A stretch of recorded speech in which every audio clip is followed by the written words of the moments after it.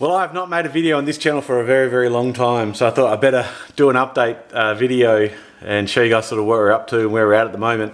I am going to make more videos for this particular channel. I've been concentrating on remote control car channel, Tamir Australia channel, and I do a travel channel with my wife when we're on holidays. But since we got home, started a car dealership, so I've been really working hard on that one, and we're just about to open a service business, so we're trying to get that all sorted. But once the service business is up and running, then we'll have way more cars coming through, way more content to make, so we'll be able to just sort of smash more videos out. But today, well, when we went away, basically, my AE86, which is over there, wasn't running real good.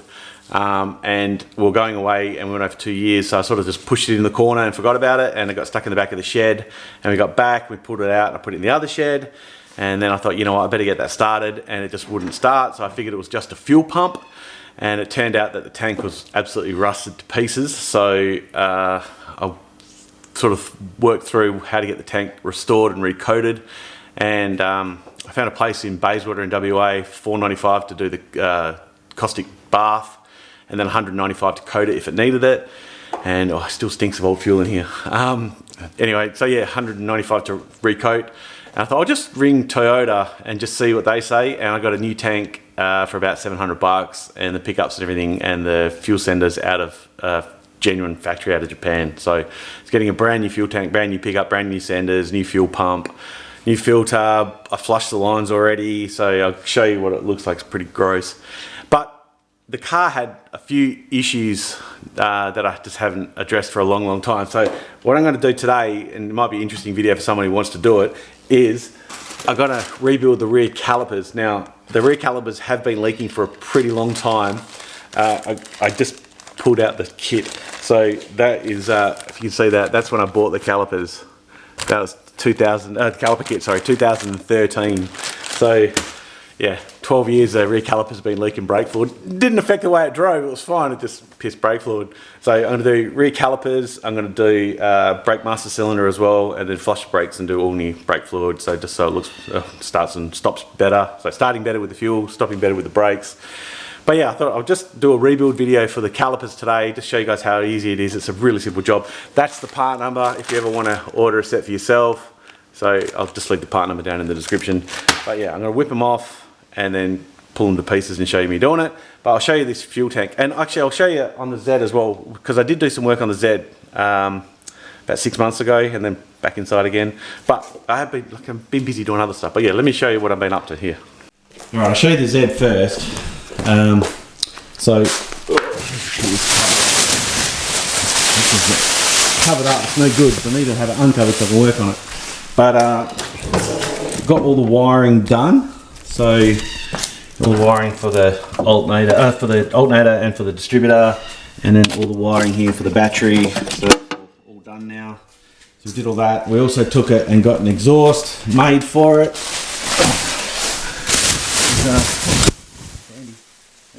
Got an exhaust on it now. I think we're at 2.5 inch from the extractors back. Just a simple little polished stainless steel muffler. So that's that done. You would have seen the last video, the inside's pretty much done now. The upholstery all done, so had the carpets on the floors done. Door panels, all these side panels all finished up. I've got to pull the dash out because I'd left, when I rebuilt the wiring, I left some bits off, which are these bits here. These go behind the gauges, and they hold the, this is where the plugs slide in, so you've got to pull the dash out, put them back on the harness, and then put it back in again so the plugs fit properly.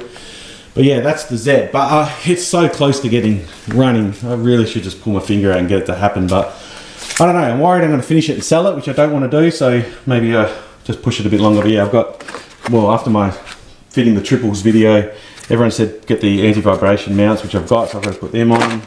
Again, hope they don't sit there for 12 years. And I've got to fix up this fuel system because you've got to have a return, so it's not just a feed, so I've got to put a return line in. So yeah, there's a few little bits and pieces to do on the Z, but I'll show you the fuel tank and where the fuel tank's at. So yeah, it was pretty gross. I didn't realise it got so bad. But yeah, that's that out here because it absolutely reeks of old fuel. Something you can see in there, but it's bad. It's real bad inside. It's all rusty and crappy, and yeah, it's just gross. And here's the. You can see it there. It's pretty bad. This is all just melted and gross. And anyway, look, I've got new cap.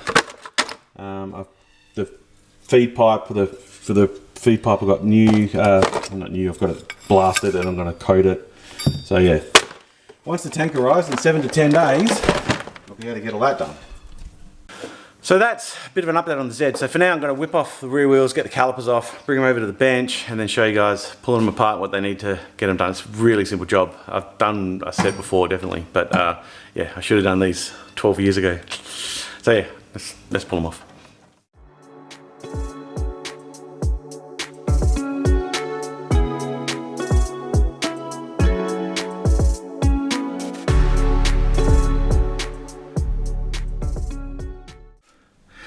Well, this is certainly unexpected. So I've just started pulling the calipers apart, and they're dry as a bone. So yeah, I don't know where the oil was coming from. I don't have had a really good look at it. It's actually coming, looks like an axle seal. So it's wet under there, but it's not wet inside the calipers anywhere. So I don't need to rebuild the calipers. I need to do an axle seals on both sides, which, yeah, I don't know. I honestly thought it was the calipers. So anyway, I'll pull calipers off, and I'll pull the axles out, and we can see the seals, and change the seals.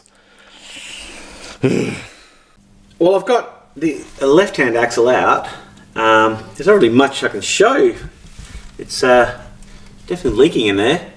So I'm gonna have to go and get a couple of new axle seals, and then throw them back in. But I mean, it's not much of a video, is it? It's 2 axle seals. I wanted to do the brake calipers, and they don't need to be done, so I'm not going to do them. But yeah, so that's the axle there. I'll go get some seals for it and throw it all back together.